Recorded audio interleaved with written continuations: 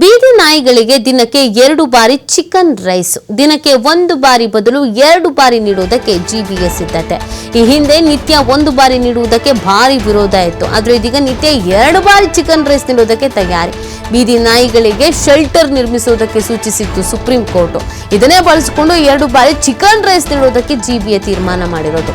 1 ಬಾರಿ chicken rice ನೀಡುವುದಕ್ಕೆ 22 ರೂಪಾಯಿಗೆ ಟೆಂಡರ್ ಕರೆಯಲಾಗಿತ್ತು. ಇದೀಗ 6 ತಿಂಗಳ ಬಳಿಕ 2.58 ರೂಪಾಯಿ ಹೆಚ್ಚಳ ಮಾಡಿರುವಂತಹ ಅಧಿಕಾರಿಗಳು ಒಂದು ನಾಯಿಗೆ ದಿನಕ್ಕೆ ಚಿಕನ್ ರೈಸ್ ಸೇರಿದಂತೆ 102 ರೂಪಾಯಿ ವೆಚ್ಚಕ್ಕೆ ನಿರ್ಧಾರ ಮಾಡಲಾಗಿದೆ. ಚಿಕನ್ ರೈಸ್ಗೆ 25 ರೂಪಾಯಿ ಹಾಗೂ 52 ರೂಪಾಯಿ ಇತರೆ ವೆಚ್ಚ, ಒಟ್ಟಾರೆ 6 ತಿಂಗಳಿಗೆ 2.58 ಕೋಟಿ ವೆಚ್ಚವನ್ನು ಮಾಡುವುದಕ್ಕೆ ಜಿಬಿಎ ರೆಡಿ ಆಗಿದೆ.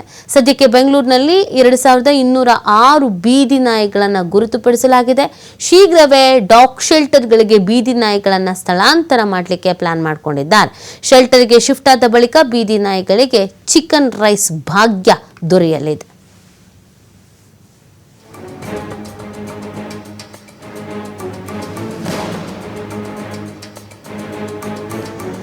ದಿನಕ್ಕೆ 1 ಬಾರಿ ಕೊಡಬೇಕು ಅಂತ ಪ್ಲಾನ್ ಇತ್ತು. ಈಗ 2 ಬಾರಿ ಕೊಡೋದಕ್ಕೆ ನಿರ್ಧರಿಸಿದ್ದಾರೆ. ಈಗಾಗಲೇ ಕೋರ್ಟ್ ಸೂಚನೆ ಕೊಟ್ಟಿತ್ತು ಶೆಲ್ಟರ್ ನಿರ್ಮಿಸಿ ಅಂತ. ಅದಕ್ಕೇನೆ ಕೆಲವು ಕಡೆಯಲ್ಲಿ ಇಲ್ಲ, ಶೆಲ್ಟರ್ ನಿರ್ಮಿಸೋಕ್ಕಾಗಲ್ಲ, ಅಷ್ಟು ಖರ್ಚಾಗತ್ತೆ, ಇಷ್ಟು ಖರ್ಚಾಗತ್ತೆ, ನಾಯಿ ಮೇಂಟೆನೆನ್ಸಿಗೆ ಇಷ್ಟು ಬೇಕಾಗತ್ತೆ ಅಂತ ಇವರು ಜಿಬಿಎ ಅವರೇನೋ 2 ಬಾರಿ ಈಗ ಚಿಕನ್ ರೈಸ್ ಕೊಡೋದಕ್ಕೆ ಸಿದ್ಧತೆಯನ್ನು ಮಾಡ್ಕೊಂಡಿರೋದು. ಇದರಿಂದ ಖರ್ಚು ವೆಚ್ಚಗಳು ಜಾಸ್ತಿನೇ ಆಗತ್ತೆ. ಹೆಂಗೆ ಬ್ಯಾಲೆನ್ಸ್ ಮಾಡ್ಕೊಳ್ತಾರೆ? ದುಡ್ಡಿಲ್ಲ ಅಂತ ಹೇಳ್ತಾ ಇದ್ದಾರೆ. ಯಾವುದಾದ್ರೂ ಅನುದಾನ ಕೇಳಿದ್ರೆ, ಯಾವುದಾದ್ರೂ ಬೇರೆ ಏನೇನಾದರೂ ಕೇಳಿದ್ರೆ ದುಡ್ಡೇ ಇಲ್ಲ ಅಂತ ಹೇಳ್ತಾ ಇದ್ದಾರೆ. ಈ ಬಗ್ಗೆ ಮಾಹಿತಿ ನೀಡ್ತಾರೆ ನಮ್ಮ ಪ್ರತಿನಿಧಿ ಗಣೇಶ್. ಈಗ 2 ಬಾರಿ ದಿನಕ್ಕೆ 2 ಬಾರಿ ಚಿಕನ್ ರೈಸ್ ಕೊಡೋದಕ್ಕೆ ಪ್ಲಾನ್ ಮಾಡ್ಕೊಳ್ತಾ ಇದ್ದಾರೆ. ಒಂದು ಕಡೆ ಆರ್ಥಿಕ ನಷ್ಟ, ದುಡ್ಡಿಲ್ಲ ಅಂತಿದ್ರು. ಜಿಬಿಎ ಏನು ಸಿದ್ಧತೆ ಮಾಡ್ಕೊಂಡಿದೆ?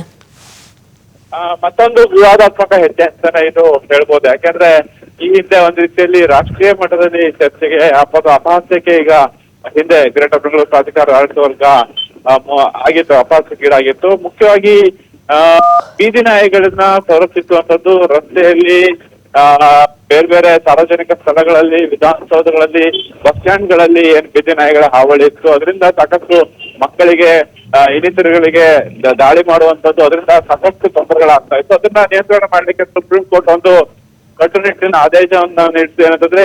ಏನಂದ್ರೆ ಬೀದಿ ನಾಯಿಗಳಿಗೆ ಶೆಲ್ಟರ್ ಅನ್ನ ಮಾಡಿ ಅದಕ್ಕೆ ಅಂತಾನೆ ಒಂದು ರೀತಿಯಲ್ಲಿ ಒಂದು ನಿಗದಿತ ಪ್ಲೇಸ್ ಅನ್ನ ನಿಯೋಜನೆ ಮಾಡಿ ಅಂತ ಹೇಳಿ ಅದನ್ನ ಈ ಒಂದು ಜಿಬಿಎ ಆಡಳಿತ ವರ್ಗ ಒಂದು ರೀತಿಯಲ್ಲಿ ದುಡ್ಡು ಮಾಡ್ಲಿಕ್ಕೆ ಅದನ್ನೇ ಒಂದು ರೀತಿಯಲ್ಲಿ ಅಸ್ತ್ರವನ್ನಾಗಿ ಮಾಡ್ಕೊಂಡಂತ ಕಾಣಿಸ್ತಾ ಇದೆ.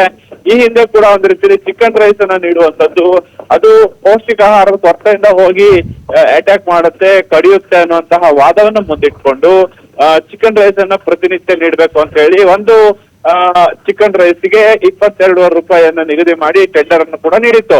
ಅದು ಸುದ್ದಿ ಎಲ್ಲ ಕಡೆ ಹಬ್ತಾ ಇದ್ದಂತಾನೆ ಸಾಮಾಜಿಕ ಜಾಲತಾಣಗಳಲ್ಲಿ, ಮಾಧ್ಯಮಗಳಲ್ಲಿ ಸಾಕಷ್ಟು ವರದಿ ಆದಂತ ಹಿನ್ನೆಲೆಯಲ್ಲಿ ಆ ಒಂದು ಕ್ರಮಕ್ಕೆ ಜಿಬಿಎ ಆಡಳಿತ ವರ್ಗ ಹಿಂದೇಟು ಹಾಕ್ತಾ ಇದೀವಿ ಅನ್ನುವಂತಹ ಮಾತುಗಳನ್ನು ಆಡ್ತಾ. ಆದ್ರೆ ಈಗ ನಾವು ನೋಡೋದಾದ್ರೆ ಮುಖ್ಯವಾಗಿ ಸಾಕಷ್ಟು ಒಂದು ರೀತಿಯಲ್ಲಿ ನೋಡೋದಾದ್ರೆ ಈಗ ಮತ್ತೆ ಅದೇ ರೀತಿಯ ಕ್ರಮವನ್ನು ಮುಂದುವರಿಸ್ತಾ ಇದೆ. ಬೆಳಗ್ಗೆ ಒಂದು ದಿನಕ್ಕೆ 2 ರೀತಿಯ ರೀತಿಯಲ್ಲಿ ಚಿಕನ್ ರೈಸ್ ಅನ್ನು ನೀಡುವಂಥದ್ದು. ಟೋಟಲ್ 51 ರೂಪಾಯಿ ಅಂತಾನೆ ನೀಡಿ ದಿನಕ್ಕೆ 102 ರೂಪಾಯಿ ರೀತಿಯಲ್ಲಿ ವೆಚ್ಚವನ್ನು ಭರಿಸಲಿಕ್ಕೆ ಮುಂದಾಗ್ತಾ ಇದೆ. ಈ ಸಂಬಂಧ 2.5 ಕೋಟಿ ಹಣವನ್ನು ಕೂಡ 6 ತಿಂಗಳಿಗೆ ಗ್ರೇಟರ್ ಬೆಂಗಳೂರು ಪ್ರಾಧಿಕಾರದ ಆಡಳಿತ ವರ್ಗ ಮುಂದಾಗ್ತಾ ಇರುವಂತದ್ದು. ಇದು ಮತ್ತಷ್ಟು ವಿವಾದಕ್ಕೆ ಎಡೆ ಮಾಡಿಕೊಡ್ತಾ ಅನ್ನೋದು ಕೂಡ ಕಾದ್ ನೋಡ್ಬೇಕಾಗುತ್ತೆ.